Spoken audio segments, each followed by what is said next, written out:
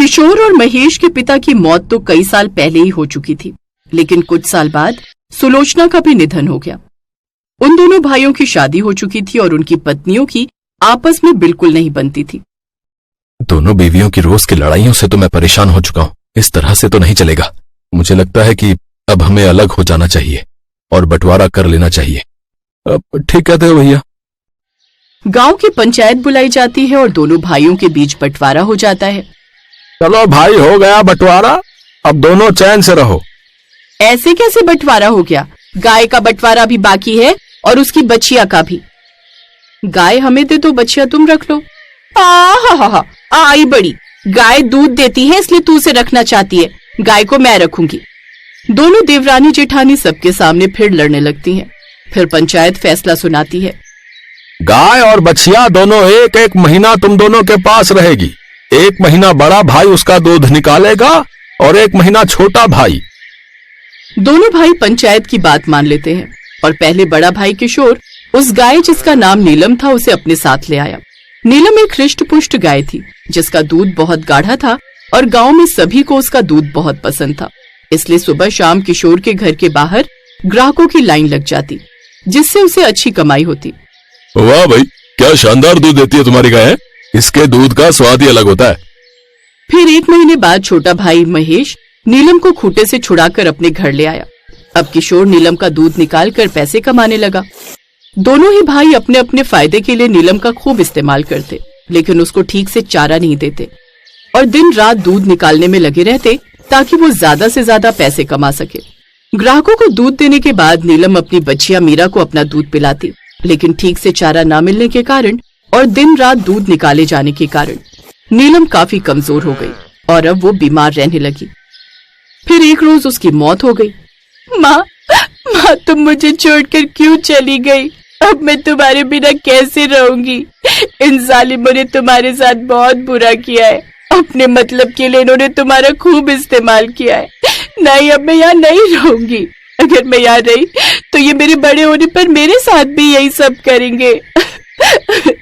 फिर मौका मिलते ही मीरा बच्चिया वहाँ से भाग गई।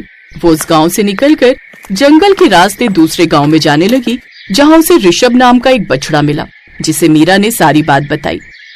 अच्छा हुआ जो तुम वहाँ से भाग आई, और अब तुम रोना बंद करो। अब मैं तुम्हारा दोस्त बन गया हूँ ना, तो अब मैं तुम्हें कभी रोने नहीं दूंगा। ऋषभ और मीरा एक दूसरे के अच्छे दोस्त बन गए। एक रोज वो जंगल में नदी किनारे पानी पीने गए। तभी वहाँ पड़ोस के गांव के दो बच्चे बकरियां चराने आए हुए थे। उन दोनों को देख अनु ने कहा, देखो ना मनीष, ये कितनी सुंदर बच्चिया है। शुक्रिया। अरे ये तो बोलने वाली बच्चिया है। क्या नाम है तुम्हारा? मेरा नाम ऋषभ और इसका नाम मीरा है। हम दोनों दोस्त हैं और हम इसी जंगल में रहते हैं। वाह, ये तो कमाल हो गया। बोलने वाली बच्चिया और बछड़ा तो हम पहली बार देख रहे हैं। तुम दोनों तो बहुत प्यारे हो, लेकिन इस जंगल में तो बहुत से जानवर भी रहते हैं। तुम्हारा यहाँ रहना ठीक नहीं। क्या तुम दोनों हमारे दोस्त बनोगे और हमारे साथ हमारे गांव चलोगे? हाँ, क्यों नहीं। वो दोनों उन दोनों को अपने साथ अपने गांव ले आए। कुछ ही दिनों में बोलने वाला बछड़ा और बच्चिया पूरे गांव के चहेते बन गए। गांव वाले उन दोनों को सुबह शाम खाने को देते और भगवान का चमत्कार मानकर उनकी पूजा भी करते। ऐसे ही समय बीता और अब दोनों बड़े हो गए। ऋषभ अब एक हट्टा कट्टा बैल बन चुका था और मीरा एक सुंदर गाय बन चुकी थी। उन दोनों में एक अटूट बंधन बन चुका था। वो दोनों कभी भी एक दूसरे से अलग नहीं होते थे। उनका प्रेम जवानी की दहलीज पर पहुंच चुका था और एक रोज मीरा गर्भवती हो गई। ऋषभ मीरा का खूब ख्याल रखता था। मीरा, अब तुम्हें अपना खूब ख्याल रखना चाहिए। धूप में यहाँ वहाँ नहीं घूमना चाहिए। तुम्हें जिस भी चीज की जरूरत हो मुझसे कहना, मैं ला कर दूंगा। नहीं, तुम अकेले बाहर जाओ और मैं तुम्हारे बिना रहूं। नहीं, ऐसा नहीं हो सकता। तुम जानते हो ना अब मुझे तुम्हारी कितनी आदत हो चुकी है। अब तो मुझे ऐसा लगता है कि कभी हम जिंदगी में अलग भी हुए ना तो मैं तो तुमसे बिछड़ते ही मर जाऊंगी। ऐसी अशुभ बातें मत करो और हम दोनों कभी जिंदगी में अलग नहीं होंगे। इसी गांव में जगमोहन नाम का एक आदमी अपनी पत्नी ममता और बच्चों के साथ रहता था। मोहन एक शराबी था। ममता जैसे तैसे खेतीबाड़ी करके घर चलाती थी। एक रोज, निकल जा तू इस घर से, शर्म नहीं आती? इतनी मेहनत से बच्चों के लिए फीस जमा करके रखी थी, उसे भी तू अपनी शराब के लिए चुरा कर ले गया। जगमोहन बहुत ही निकम्मा और शराबी किस्म का इंसान था जो हर रोज अपनी पत्नी को सताया करता था। खुद तो वो कोई कामकाज करता नहीं था, ऊपर से जो बीवी कमा कर लाती उसे भी अपनी शराब और जुए में उड़ा देता था। आए दिन उनके घर में झगड़े होते थे।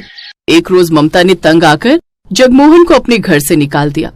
जगमोहन सारे गांव में भटकता रहा, लेकिन कोई भी उसे अपने घर में जगह नहीं दे रहा था। वो शराब के नशे में झूमते झूमते उस जगह आकर बैठ जाता है जहां मीरा और ऋषभ बैठा करते हैं। तभी उसकी नजर मीरा पर जाती है। उसे देख वो सोचता है, अरे ये तो कितनी बढ़िया गाय है, ऊपर से गर्भवती भी है। कुछ दिनों में ये बच्चा देने वाली है, फिर खूब सारा दूध देगी। इसका दूध बेचकर तो मैं खूब सारे पैसे कमाऊंगा। इससे तो मेरी शराब और जुए का आसानी से खर्चा निकल जाएगा है? लेकिन गांव के लोग इन दोनों को बड़ा प्यार करते हैं। ये मुझे इसे ऐसे ले जाने नहीं देंगे।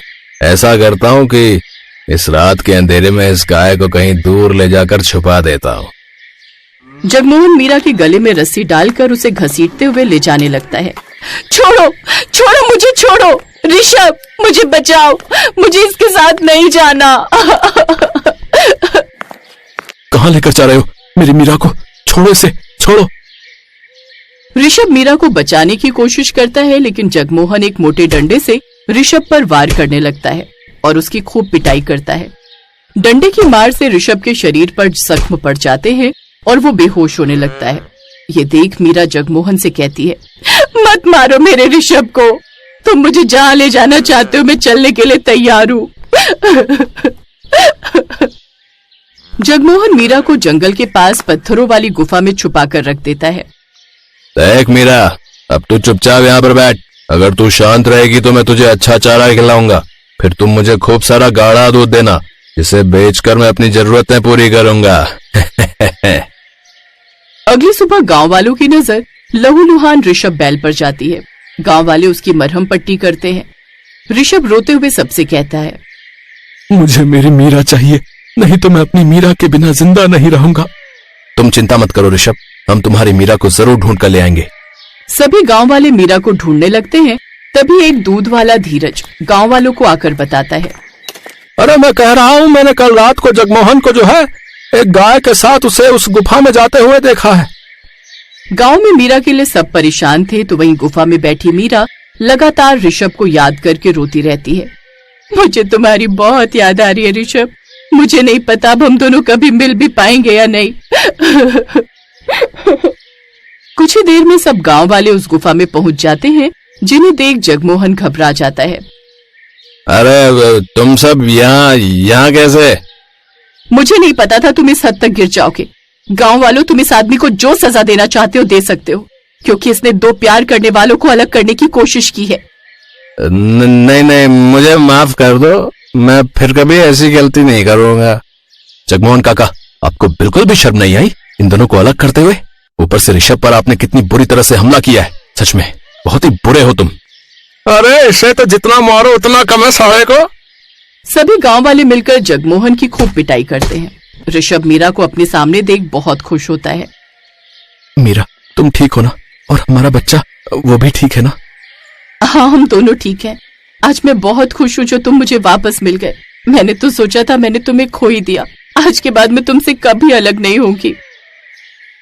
इतना प्यार तो इंसानों के बीच भी नहीं होता जितना इन दो जानवरों के बीच है।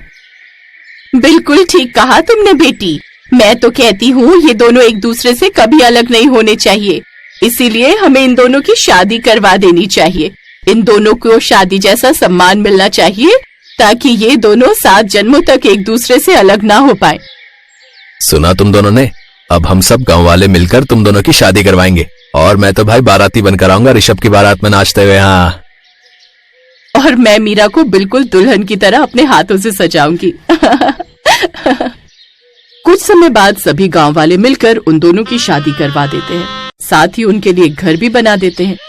फिर मीरा एक बच्चे को जन्म देती है जिसे सभी गांव वाले खूब प्यार करते हैं। अब सब लोग उन तीनों का अपने परिवार के सदस्य की तरह अच्छे से ध्यान रखते।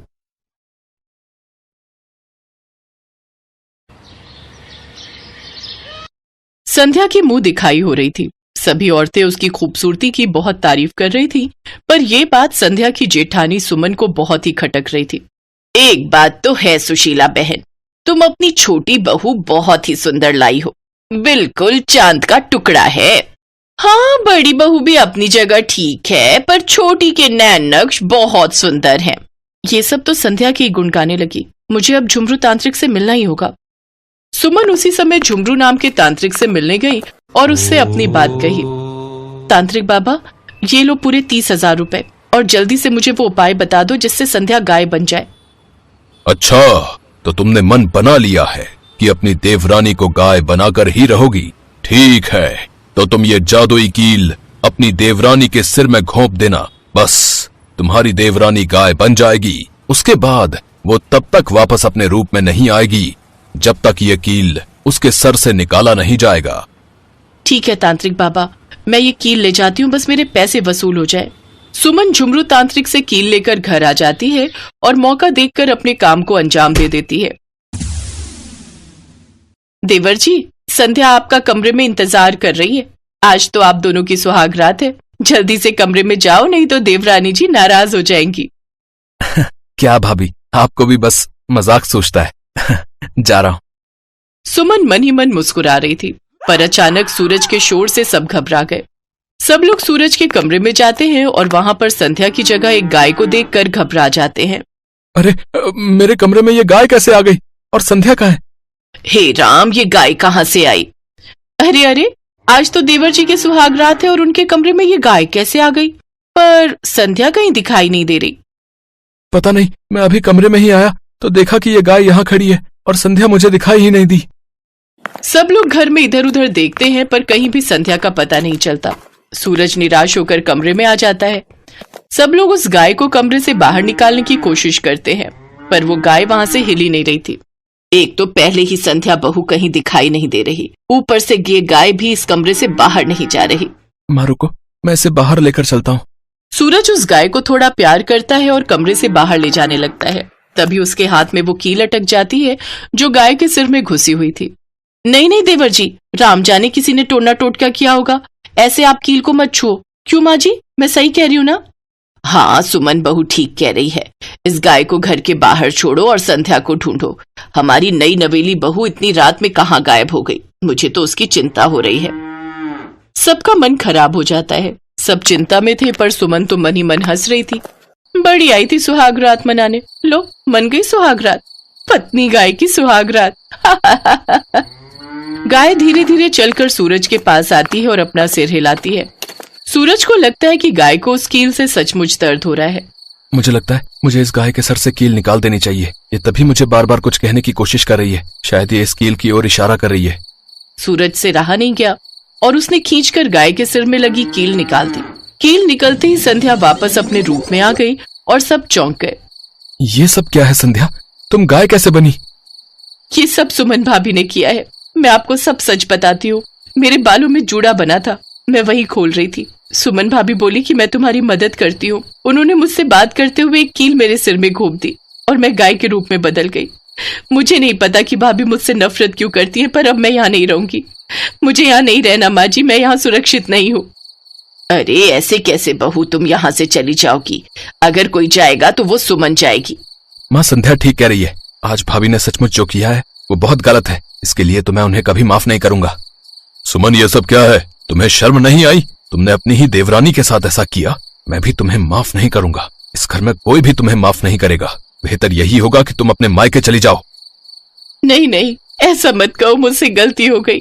मुझे लगा कि सब संध्या की सुंदरता की तारीफ कर रहे हैं, इसलिए कोई मुझे नहीं पूछेगा। इसी वजह से मैं ईर्ष्या से भर गई थी और मैं।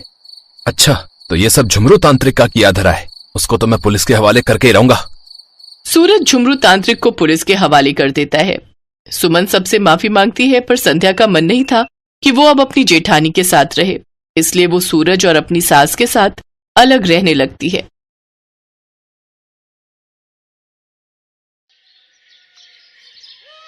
राजेश नाम का एक ऑटो वाला ऑटो चलाया करता था। उसकी बीवी शीतल और 7 साल का बेटा राजू था। वो अपने परिवार के साथ हंसी खुशी जिंदगी बसर कर रहे थे। अजी, सुनती हो? हाँ, आ रही हूँ अभी। देखो मैं तुम्हारे लिए क्या लेकर आया हूँ। हाँ बोलिए, क्या हुआ? और इस पैकेट में क्या है? खुद ही देख लो। ये लो, खोलो। इसमें तो साड़ी है जी। हाँ, पता है मुझे। ये साड़ी किसके लिए है? अरे मेरी प्यारी बीवी, ये तुम्हें दी है तो तुम्हारी हुई ना। ये तो बहुत प्यारी है, पर इसकी क्या जरूरत थी? इतना तो हम पैसा बचा भी नहीं पाते, और ये फालतू के खर्चे क्यों किए आपने? अरे पगली, मैं वैसे भी तुझे कहाँ कुछ दे पाता हूँ। एक साड़ी ही तो है। तू कभी कुछ नहीं मांगती मुझसे। आज थोड़ा धंधे में मुनाफा हुआ तो सोचा आज तेरे लिए एक साड़ी ले चलता हूँ। बहुत दिन से तुझे कुछ दिया ही नहीं। मैं जानती हूँ हालातों को, तभी तो आपसे कुछ नहीं मांगती। चल अब ये बेकार की बातें बंद कर और इसे पहन कर दिखाओ। देखूं तो इसमें मेरी बीवी कितनी सुंदर दिखती है।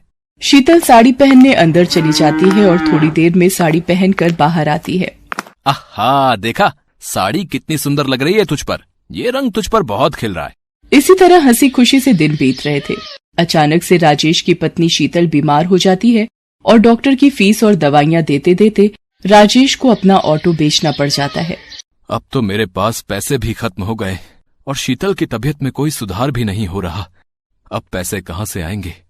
शीतल को इस हालत में नहीं देखा जाता। ऐसा करता हूँ, अपना ऑटो बेच देता हूँ। राजेश ये सोचकर अपनी ऑटो लेकर एक दुकान पर पहुंचता है। भाई, मुझे ये ऑटो बेचना है। क्यों भाई, इस ऑटो में कोई खराबी है? ऑटो में कोई परेशानी नहीं है। मुझे पैसों की सख्त जरूरत है। मेरी बीवी बहुत बीमार है और मुझे पैसों की जरूरत है, इसलिए मुझे ऑटो बेचना पड़ रहा है। अरे भाई, अगर ऑटो बेच दोगे तो घर का खर्चा कैसे चलाओगे हैं? हाँ, पर बीवी की तबीयत भी तो देखनी है। उसकी दवाइयों के लिए मेरे पास पैसे नहीं हैं और मुझे कुछ समझ में नहीं आ रहा है कि अब क्या करूं। अरे भाई, एक काम कर सकते हैं आप। ऑटो बेचकर एक रिक्शा ले लो, जिससे कुछ पैसे भी मिल जाएंगे और तुम घर चलाने के लिए रिक्शा भी ले लोगे। क्या समझे? बात तो तुम सही कह रहे हो भाई। राजेश बात मान जाता है। राजेश ऑटो बेचकर एक रिक्शा ले लेता है और दिन रात उस पर मेहनत करता है। वहाँ राजेश की पत्नी की तबीयत अचानक खराब हो जाती है और वो उसे हॉस्पिटल लेकर जाता है।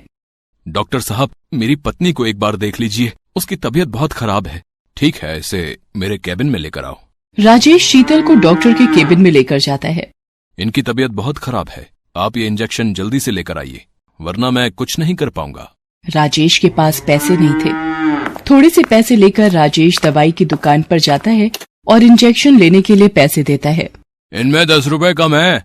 भाई, मुझे इंजेक्शन दे दो। मेरी बीवी की तबीयत बहुत खराब है। पहले 10 रुपए लेकर आओ। प्लीज मुझे ये इंजेक्शन दे दो, नहीं तो मेरी बीवी मर जाएगी। भाई, मेरे पास यही पैसे हैं और मुझे इंजेक्शन की बहुत जरूरत है।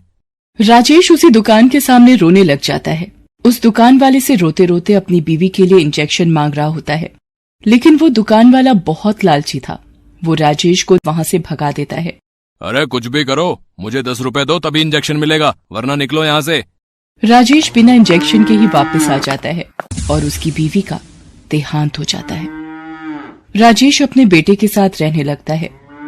उधर दुकानदार, जिसका नाम विपिन था, जहां राजेश के पास पैसे न होने पर उसने राजेश को धक्का देकर भगा दिया था, वो एक बहुत ही लालची दुकानदार था। वो दवाइयों से बहुत पैसा कमाता था, इसीलिए उसने अपनी बहुत जायदाद कर ली थी। आजकल धंधे में बहुत कमाई हो रही है, हर माल में मुनाफा हो रहा है। अब एक काम करता हूँ कि एक प्लॉट और ले लेता हूँ। हाँ। विपिन घर पहुँचता है और प्लॉट लेने की सोचता है। पापा पापा। तभी विपिन को अपने बेटे की आवाज सुनाई देती है और भागकर जाता है तो देखता है कि उसका बेटा जमीन पर बेहोश पड़ा है। वो अपने बेटे को लेकर अस्पताल पहुंचता है। अब डॉक्टर साहब देखो, मेरे बेटे को क्या हो गया है? ये बेहोश कैसे हो गया? पता नहीं, जब मैं इसके पास गया तो ये बेहोश पड़ा हुआ था। मुझे इसका चेकअप करना होगा। डॉक्टर उसका चेकअप करता है तो वो विपिन को बताता है। अब क्या हुआ डॉक्टर? मेरा बेटा ठीक तो है? नहीं। क्या हुआ डॉक्टर? आप जरा तसल्ली रखें। अब क्या बात है डॉक्टर साहब, ऐसा आप क्यों कह रहे हैं? मुझे बहुत दुख के साथ कहना पड़ रहा है कि आपके बेटे को कैंसर है। विपिन के पैरों तले जमीन खिसक जाती है और अब संभालिए अपने आप को। ये क्या कह रहे हो डॉक्टर साहब? ऐसा कैसे हो गया? ये सच है विपिन जी। अब क्या कर सकते हैं? मेरा बेटा ठीक तो हो जाएगा ना? हाँ, उसके लिए कुछ महंगी दवाइयां जरूरी हैं और कुछ टाइम इलाज करना पड़ेगा और आपको थोड़ा सब्र रखना पड़ेगा। विपिन अपने बेटे का इलाज करवाना शुरू कर देता है। इस इलाज में बहुत पैसा लगाता है, पर उसका बेटा ठीक नहीं होता। एक दिन उसके बेटे की तबीयत ज्यादा खराब हो जाती है तो डॉक्टर उसे दवाई लेने के लिए भेजते हैं। जैसे ही दवाइयों की दुकान पर जाता है, दवाई मांगता है अब भाई मुझे ये दवाई जल्दी से दे दो। ये दवाई तो बहुत महंगी है, क्या तुम्हारे पास इतने पैसे हैं? विपिन अपनी सारी जमीन जायदाद गंवा चुका था उसके इलाज में। अब उसके पास कुछ भी नहीं था, सिर्फ चंद रुपयों के अलावा। वो अपने सारे पैसे उसको दिखाता है और कहता है कि मेरे पास ज्यादा नहीं है, बस यही रुपए हैं। इतने में दवाई नहीं आएगी, 100 रुपए और चाहिए। पर भाई मेरे पास इतने ही पैसे हैं। तो दवाई नहीं मिलेगी, जाओ और पैसे लेकर आओ, जाओ। मेरा बेटा बहुत बीमार है, मैं आपके 100 रुपए जल्दी ही चुका दूंगा। चलो हटो, निकलो यहाँ से, पहले 100 रुपए लेकर आओ। तुम्हारे जैसे रोज आते हैं, चलो भागो यहाँ से, गरीब कहीं के। विपिन को पता था कि ये दवाई बहुत सस्ती है और दुकानदार इसे बहुत महंगी बेच रहा है। विपिन उस दुकान वाले से रो रो कर दवाई मांगने लगता है और तभी उसको वो दिन याद आता है जब उसने भी किसी जरूरतमंद को सिर्फ 10 रुपए के लिए दवाई नहीं दी थी। वो अपनी गलती मानता है और समझ जाता है कि करनी का फल तो भुगतना ही पड़ता है और विपिन बहुत रोता है। तभी दुकान वाला विपिन की हालत देख उसके पास आता है और उसको दवाई दे देता है। विपिन को दवाई के कारण अब बहुत देर हो चुकी होती है। अब कुछ देर में अस्पताल नहीं पहुंचा तो उसके बेटे का बचना मुश्किल था। विपिन भागते हुए जाने लगता है, लेकिन उसे पता था कि वो ऐसे नहीं पहुंच पाएगा, इसलिए कई लोगों से अस्पताल छोड़ने को कहता है, लेकिन उसके पास पैसे न होने पर कोई भी उसको अपनी गाड़ी में नहीं बिठाता। अगर मैं जल्दी ही अस्पताल नहीं पहुंचा तो मेरा बेटा। जब वो जा रहा होता है तो उसे ठोकर लगती है और वो गिरने लगता है। तभी एक रिक्शे वाला उसे आकर थाम लेता है। वो वही रिक्शे वाला होता है जिसको दवाई देने के लिए विपिन ने मना कर दिया था, लेकिन फिर भी वो अपने रिक्शे में विपिन को बिठा लेता है और पूछता है, भाई तुम्हें कहाँ छोड़ दूं? मेरा बेटा अस्पताल में है, मुझे वहाँ जल्दी पहुँचना है, लेकिन मेरे पास पैसे नहीं हैं। कोई बात नहीं, आप परेशान ना हो, सब ठीक हो जाएगा। मैं आपको वहाँ बिना पैसों के छोड़ दूंगा। विपिन बैठे बैठे बस अपने किए पर पछता रहा होता है। उसका लालच उसके सामने आ रहा था। वो अपने किए पर बहुत पछता रहा था, पर समय निकल चुका था। मैंने दूसरों का बहुत दिल दुखाया है और शायद इसीलिए आज मेरी ये हालत है। इसी वजह से मुझे आज ये दिन देखना पड़ रहा है। मैंने न जाने कितनों को दवाई नहीं दी, कुछ पैसों के लिए, और आज मैं भी वहीं खड़ा हूँ। आज मेरे पास भी पैसे नहीं है और दवाई की जरूरत है। सबको ऐसा ही महसूस होता होगा जैसा कि मैं लाचार महसूस कर रहा था। विपिन हॉस्पिटल पहुंचता है और वहां जाकर दवाई डॉक्टर को दे देता है। वहां उसके बेटे की तबीयत और खराब हो रही होती है। ये सब उससे देखा नहीं जाता और उसकी आंखों से आंसुओं की धारा निकल पड़ती है। तभी उसको भगवान की मूर्ति दिखाई पड़ती है। भगवान, मेरे कर्मों की सजा मेरे बच्चे को मत दो। जो सजा देनी है मुझे दे दो, पर मेरे बच्चे को बख्श दो। और ये कहकर वो फूट फूट कर रोने लगता है। तभी डॉक्टर वहां आते हैं और बताते हैं कि उनका बेटा अब ठीक है। विपिन राहत की सांस लेता है और उसके कुछ समय बाद विपिन का बेटा ठीक होकर घर आ जाता है।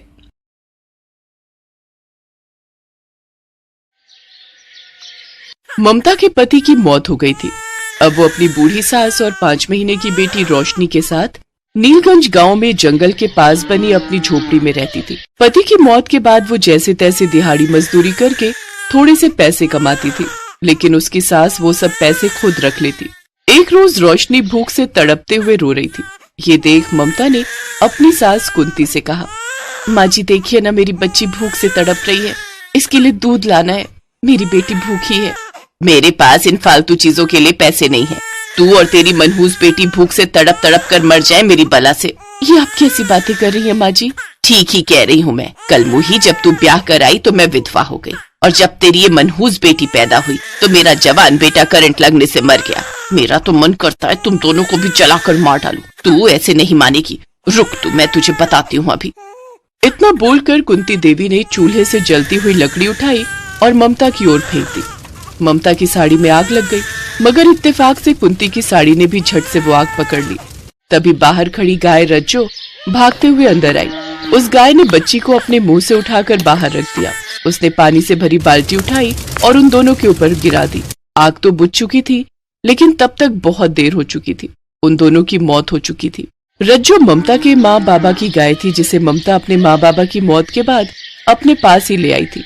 पहले तो रज्जो दूध देती थी, लेकिन फिर बूढ़ी होने के कारण उसने दूध देना बंद कर दिया था, इसलिए वो कुंती देवी को भी खटकती थी। ममता की मौत का उसे गहरा सदमा लगा और उसने भी अपने प्राण त्याग दिए।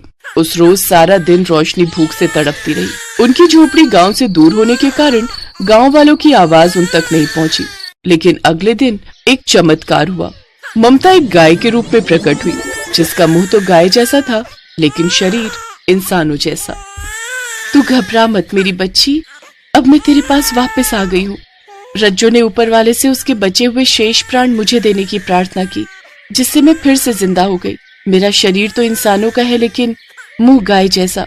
अब वो गाय के रूप में ही अपनी बेटी का पालन पोषण करने लगी। ऐसे ही समय बीता और अब रोशनी 12 साल की हो गई। एक दिन वो रोते हुए घर आई। क्या हुआ रोशनी बेटी, तू रो क्यों रही है? माँ, मैं पास वाले गांव के बच्चों के साथ जब खेलने जाती हूँ तो वो सब मुझे चिढ़ाते हैं, कहते हैं बता तो तू किसके साथ रहती है। मैंने बोला गाय माँ के साथ, तो सब मुझ पर जोर जोर से हंसने लगे। कोई बात नहीं बेटा, ऐसे लोगों की बातों का बुरा नहीं मानते। माँ, पहले तो तुम्हारा सिर्फ मुंह ही गाय का था, लेकिन अब तो तुम्हारा सारा का सारा शरीर गाय का बन गया है। बेटी, जब तक तू छोटी थी तब तक के लिए भगवान ने मुझे इंसानों जैसा शरीर दिया ताकि मैं तेरी देखभाल कर सकूं। लेकिन अब तू बड़ी हो चुकी है और अपनी देखभाल खुद कर सकती है, इसलिए अब उसने मुझे पूरी तरह एक ही रूप में बना दिया। ऐसे ही समय बीता। रोशनी अब 19 साल की हो गई और एक दिन वो अपनी गाय माँ से बोली, माँ, मुझे घर के हालातों और इस गरीबी से निकलने के लिए शहर नौकरी करने जाना होगा। ठीक है बेटी, लेकिन वहां जाकर अपनी इस गाय माँ को मत भूल जाना। नहीं मेरी प्यारी माँ, ऐसा कभी हो सकता है क्या? अपनी आर्थिक स्थिति को सुधारने के लिए रोशनी नौकरी करने शहर चली गई। शहर जाकर कुछ समय बाद उसे एक सरकारी अधिकारी की पर्सनल सेक्रेटरी की नौकरी मिल गई। रोशनी दिखने में बहुत ही खूबसूरत थी, इसलिए अनुज को उससे प्यार हो गया। एक दिन वो रोशनी से बोला, तुम और लड़कियों के मुकाबले दिखने में बहुत खूबसूरत हो, साथ ही शर्मीली भी। तुम औरों की तरह मॉडर्न कपड़े भी नहीं पहनती। मुझे तुम्हारी यही खूबी भा गई है। वो मैं बस ऐसे ही। तुम उदास लग रही हो। अब लगता है तुम अपने परिवार को मिस कर रही हो।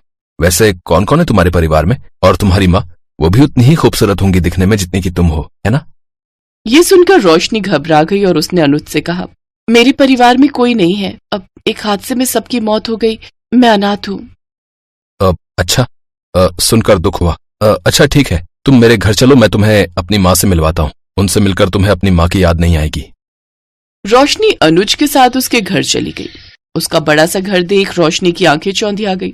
उसकी सुंदर और स्टाइलिश माँ को देखकर रोशनी को अपनी गाय माँ की शक्ल याद आई। फिर उसने सोचा, नहीं, अगर मैंने इन्हें अपनी गाय माँ से मिलवाया तो अनुज मुझे छोड़ देगा। नहीं, मैं इस मौके को हाथ से नहीं जाने दे सकती। रोशनी अपनी गाय माँ को भूल गई। अनुज और रोशनी की शादी हो गई। अनुज एक बड़ा कलेक्टर बन गया। 5 साल बाद उसका तबादला नीलगंज गांव में ही हो गया। कार में जाते हुए रोशनी जंगल के पास बनी अपनी उस टूटी फूटी झोपड़ी को देखने लगी। क्या हुआ रोशनी, तुम इस झोपड़ी को क्यों देख रही हो? कुछ नहीं, वो ऐसे ही कुछ याद आ गया। अनुज अपनी पत्नी रोशनी के साथ सरकारी बंगले में रहने चला गया। ऐसे ही कुछ दिन बीते। एक रोज छुट्टी वाले दिन अनुज अपने बगीचे में पानी दे रहा था कि तभी वहाँ गाय आ गई। ओफो, ये गाय कहाँ से आ गई? मुझे तो इन जानवरों से सख्त नफरत है। ये कहकर अनुज ने डंडा उठाया और उस गाय को मारने लगा। दर्द के मारे वो गाय वहाँ से चली गई। अनुज ने अंदर जाकर ये बात रोशनी को बताई। ये सुनकर रोशनी गुस्से में आ गई। फिर शाम को वो छुपते छुपाते जंगल में बनी उस झोपड़ी में गई। रोशनी को अपने सामने देख वो गाय माँ फूट फूट कर रोने लगी और रोते हुए बोली, बेटी, क्या इसीलिए मैं मरकर भी वापस तेरी परवरिश करने लौटी थी, ताकि तू मुझे ये दिन दिखाए कि तू मुझे भूल जाए, और अपनी इस गाय माँ को माँ बताने में तुझे शर्म आती है। मेरा तुमसे कोई रिश्ता नहीं है, और हाँ, दोबारा मेरे घर मत आना, समझी? ये कहकर रोशनी वहां से चली गई। लेकिन गाय माँ रोज रोज अपनी बेटी को देखने के बहाने वहां पहुंच जाती और अनुज गुस्से में उसे खूब मारता।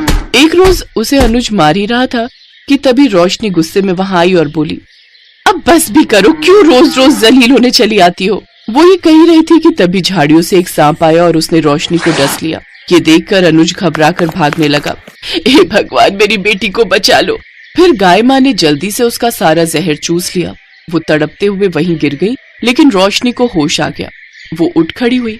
उसने अपनी माँ को ऐसे देखा तो रोने लगी। तभी अनुज भी 2 आदमियों को लेकर वहां पहुंचा। ये क्या? माँ आपने मेरी जान बचाने के लिए अपनी जान दे दी। बेटी, मर तो मैं कई साल पहले ही गई थी, लेकिन तेरी परवरिश के कारण मैं इस दुनिया में वापस गाय का रूप लेकर आई थी। मैं तुझसे बहुत प्यार करती हूँ, फिर मैं तुझे कैसे अपनी आंखों के सामने मरने देती। रोशनी की आंखों से पश्चाताप के आंसू बहने लगे। ये नजारा देख अनुज की आंखों में भी आंसू आ गए। फिर कुछ ही पल में गाय माँ ने अपना दम तोड़ दिया। रोशनी उस रोज खूब रोई। फिर अनुज के साथ उसने अपनी गाय माँ का अंतिम संस्कार किया। ऐसे ही 2 साल बीत गए, लेकिन आज भी रोशनी अपनी उस गाय माँ को याद कर खूब रोती है और याद आने पर अपनी उस झोपड़ी में जाकर समय बिताती है, जहाँ आज सिर्फ वो खाली झोपड़ी थी, लेकिन उसमें रहने वाली उसकी गाय माँ नहीं। Thanks for watching.